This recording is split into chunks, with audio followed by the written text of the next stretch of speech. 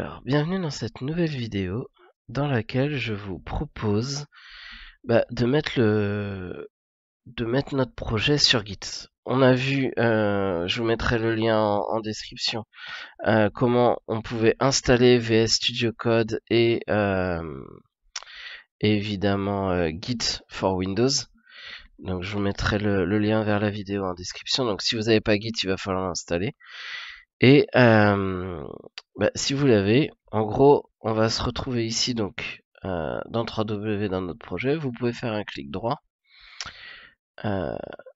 afficher plus d'options, et cette fois-ci on va faire git bash here. Ok. Donc là vous pouvez faire ls juste pour être sûr. Voilà, on a bien notre fichier index.php. Donc maintenant le but, ça va être de ce projet là. Projet test, on va vouloir en gros le mettre sur GitHub. Donc comment est-ce qu'on fait? On va cliquer, on va ouvrir notre navigateur, on va faire github.com, on va se retrouver sur cette page. Donc si vous n'avez pas de compte, vous faites sign up, et bon là je vous laisse suivre les choses. Si vous avez déjà un compte, on va faire sign in. Donc là moi c'est ça, et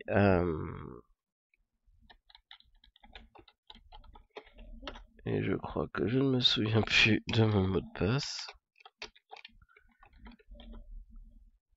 Voilà. Donc voilà, jamais. Donc voilà, vous êtes sur votre compte GitHub. Donc là, vous avez directement New. On va cliquer sur New. Et ici, par exemple, je vais reprendre. Je l'ai écrit en français. Bon. Projet-test. On va faire donc un dossier public. On va rien créer dedans, sinon ça pourrait nous poser des soucis. Et je vais faire creating repository. Donc voilà, on va arriver là-dessus. Donc ça c'est la page qui est affichée en gros quand vous n'avez pas encore envoyé de fichier. Donc vous voyez, là en gros il nous propose de faire un readme. C'est important de créer un readme, donc ça c'est ce qu'on va faire. Je vais copier la ligne ici. Je vais retourner du coup ici dans Git bash, je vais le mettre à côté, comme ça vous verrez les deux. Alors pourquoi c'est important le readme? Ça permet en fait à quelqu'un qui voudrait suivre votre projet de savoir ce que vous avez fait dedans. Donc vous voyez là j'ai fait echo ça dans readme. Alors on va regarder ce que ça donne. Vous voyez, si je joue dans VS Code, vous voyez qu'il m'a bien créé readme et il m'a mis ce qu'il y avait dans les coups.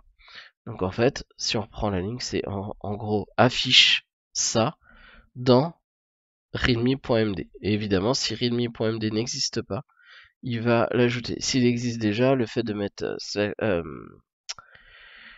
ces deux flèches, ça va l'ajouter au fichier. Comme ça, il vide pas, il vide pas ce qu'on a fait dedans. Alors là, si on rafraîchit, vous voyez que on a toujours rien ici. Donc là, c'est ce qui vous montre. Vous voyez, on a la commande qui nous propose, c'est git init. Donc nous, ici, on va faire un git init. Alors juste avant, par contre, je fais un ls-la pour vous montrer. Vous voyez, on a juste le readme.md et le index.php. Pourquoi -la? L, c'est pour lister, et A, c'est pour afficher les fichiers cachés. Donc on fait ls-la, ça nous affiche les choses. Donc ici, on voit que on n'a pas des choses. Donc là, vous voyez, je fais un git init pour initialiser un repo git. Et là, si maintenant je refais ls-la, vous voyez qu'on a un dossier .git qui a été créé. Donc voilà. Là, on voit que il nous dit add readme.md. Alors c'est une bonne idée parce que pour lui, si on avait suivi, pour lui on avait créé que readme.md. Or nous, on a d'autres fichiers. On a index.php. Donc ce qu'on va faire git add. Et cette fois-ci, on va mettre un point qui nous permettra en gros d'ajouter tous les fichiers. Tous les fichiers. Alors bien sûr, il va pas ajouter le point git au fichier, mais il va afficher tous les autres. Donc je fais readme. Voilà. Donc là, bon, en gros, il nous dit que readme.md, en gros, c'est lf.crlf, en fait, c'est au moment où vous encodez un fichier, il faut lui dire quand est-ce qu'il doit retourner à la ligne. Et en gros, sous Linux, c'est LF, sous Windows, c'est CRLF. Donc voilà, c'est pour ça qu'il l'a, en gros, il l'a corrigé. Ça, c'était pendant l'installation en fait de Git. Suivant l'installation que vous avez fait, il vous le fera ou pas. Ça va dépendre. Voilà. Donc là, deuxième ligne, vous voyez qu'il nous dit git commit-m et first commit. Donc ça veut dire quoi? C'est on va faire un commit avec un message. À chaque fois que vous faites un commit, il va falloir mettre un message. Ça vous permet aussi de savoir qu'est-ce que vous avez mis dans le commit. Et en gros, le commit, c'est en fait un point de restauration, comme un point de restauration Windows. C'est-à-dire que vous faites votre commit, en fait, vous faites une image de vos fichiers à l'instant T. Donc par exemple, avant de supprimer une fonction, vous dites peut-être je pourrais en avoir besoin, ça peut valoir le coup de faire ça. Donc on va le faire. Donc on va faire git commit-m et là par exemple premier commit. Ok, donc là voilà. Et là vous voyez, il nous dit qu'il a bien fait un premier commit, que il nous a fait, donc il a pris les deux fichiers à l'intérieur. Ensuite on a git branch-m parce que là vous voyez qu'il est écrit master. Et donc aujourd'hui il y a une politique au niveau du git. En fait on transforme la branche master. Donc en gros par défaut en fait il y a la branche master qui est créée. Alors après ça dépend aussi des versions. Maintenant normalement ils sont passés à main partout. Mais si jamais vous avez pas vous avez toujours master comme moi qui est mis, on va faire un git branch-m main. Ok, et là, pof. Vous voyez, en gros, ça renomme votre branche. Alors, en fait, il faut voir. En fait, l'intérêt de Git, c'est que par exemple, vous pouvez faire plusieurs versions de votre code. Et donc, la version par défaut, c'est la version master ou main. Et après, par exemple, vous pouvez faire une version development. Et en gros, bah, vous travaillez sur la version development. Et quand la version development est bien et tout est corrigé, tous les bugs sont passés, hop, en gros, on va la merger, donc on va la rapprocher de la branche main. Et en gros, normalement, la branche main doit toujours être fonctionnelle et c'est la version stable de votre code. La version develop, vous en doutez, c'est celle que vous êtes en train de développer, donc il se peut qu'il y ait encore des bugs. Voilà. Donc après, je ferai d'autres vidéos sur le guide pour aller un peu plus loin. Mais en tout cas, sachez que par défaut, en tout cas, vous pouvez au moins déjà travailler, même juste avec une branche main, c'est la base, ça vous permet de gérer des sauvegardes de votre code. Et de pouvoir montrer aussi ce que vous avez fait éventuellement à des futurs recruteurs. Donc la dernière étape, c'est de dire, maintenant qu'on a fait notre... ici, en gros, on a fait une image de notre code. Ici, donc on s'est mis sur le bon fil, donc main. Et bien à un moment, il va falloir dire à Git, donc à notre ordinateur, à quel endroit il doit stocker en fait. Parce que là aujourd'hui, vous voyez, si je rafraîchis, il y a toujours rien en fait sur GitHub, il sait toujours pas où c'est. Donc il faut dire à votre ordinateur, parce que pour l'instant le code il est là sur votre ordinateur. Donc il faut dire à votre ordinateur d'aller mettre en gros les fichiers, où est-ce qu'il doit les mettre. Et donc ça se fait avec git remote, donc c'est quel est le git distant. On va faire add origin, donc pour dire quelle est l'origine, donc à quel endroit on va les mettre. Et après là ça doit être l'URL de votre propre git, hein, mettez pas le mien, ça servira pas. Vous pourrez pas faire de push dessus. Mais en tout cas, là il faut que vous mettiez donc votre URL. Donc là j'ai copié. Raté. Hop, je fais paste. Ça fait donc git remote add. Et là, si vous voulez, par exemple, on peut faire un git remote-v. Voilà, et ça vous affiche qu'il y a. J'aurais dû le faire avant, mais en fait, avant, il vous aurait rien renvoyé puisqu'il n'y avait rien. Donc là, vous voyez qu'on a le fetch et le push. Donc fetch, c'est pour récupérer, push, c'est pour envoyer. Et donc la dernière étape, ça va être d'envoyer notre code. Donc là, tant qu'on est là, si vous voulez, je peux rafraîchir. Vous voyez, ça n'a toujours pas changé. Parce que pour l'instant, on a juste dit où était le remote, mais on n'a pas envoyé les choses. Donc pour envoyer, on va devoir faire un git push. Voilà, et vous voyez, là ça a été envoyé ici. Donc maintenant, si je rafraîchis, vous allez voir que Voilà, ça a changé. Et vous voyez, le readme en fait s'affiche ici. C'est pour ça que c'est important de mettre un readme, ça vous permet d'expliquer à quoi sert votre repository.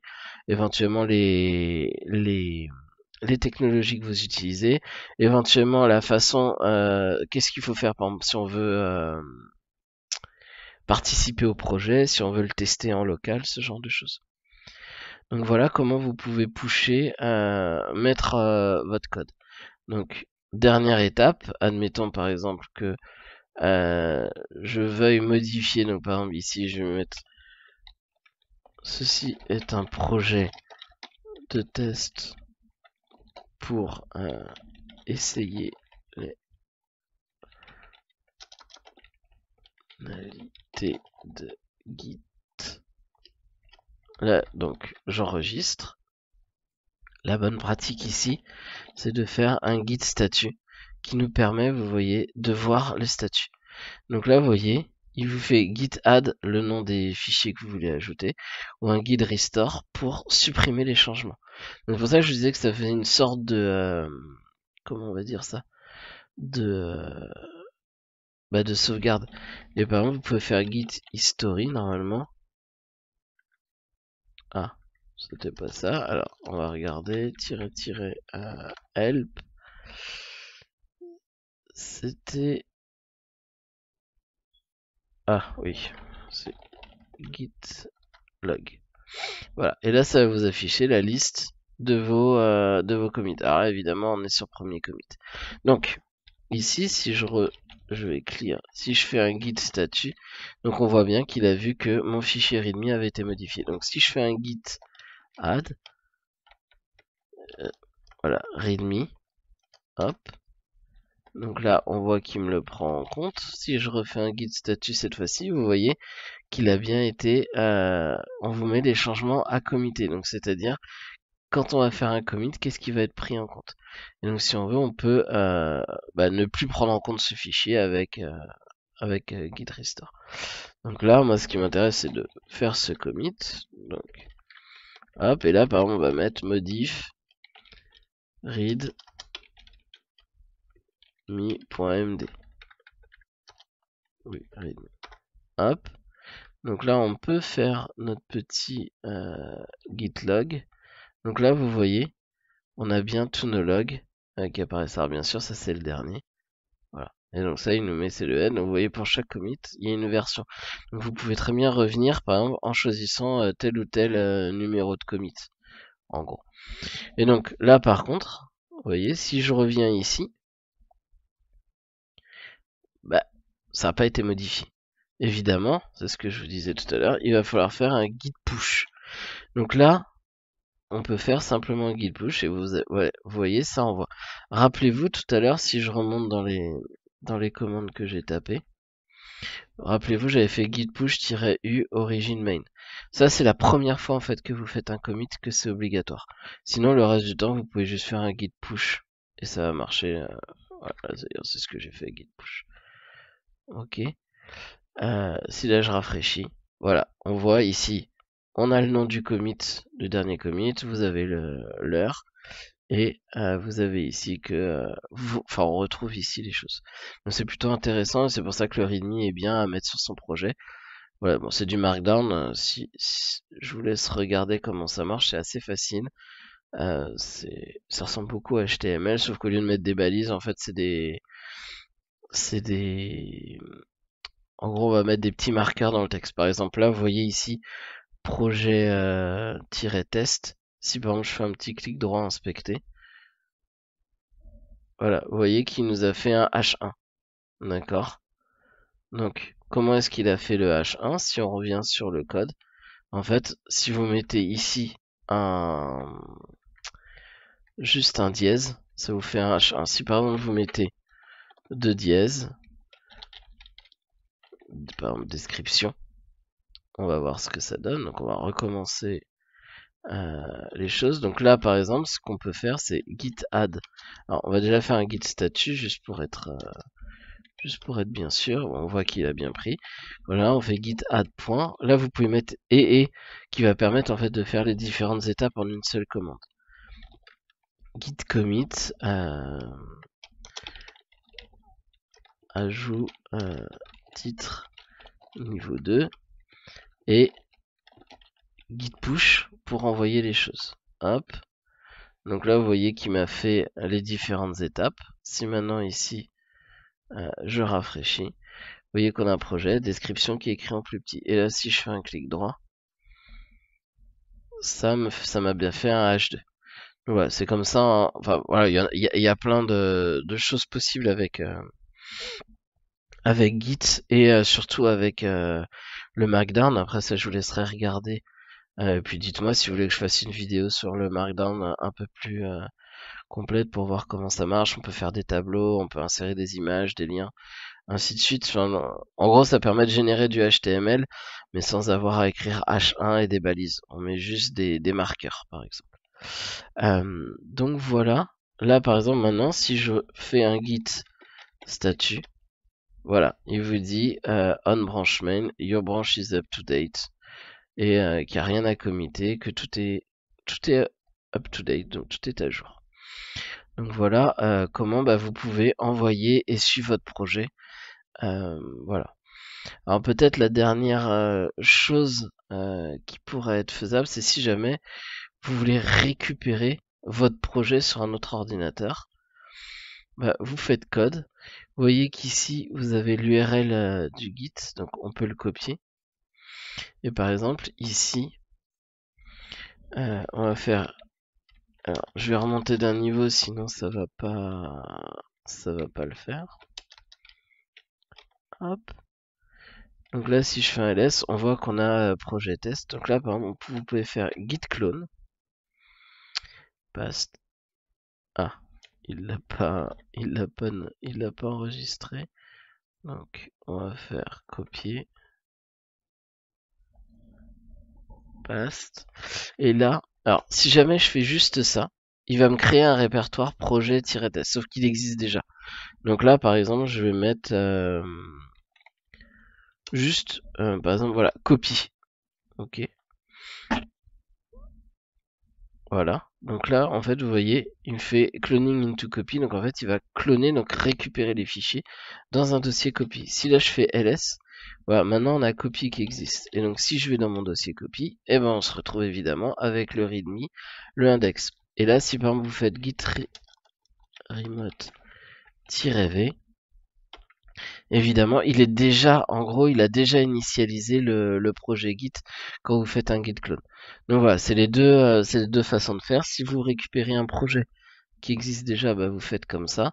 Et si vous créez un projet d'un dossier qui existe, mais le projet n'existe pas sur GitHub, et vous faites les étapes qu'on a fait avant. Donc voilà, je vous dis à bientôt dans une nouvelle vidéo.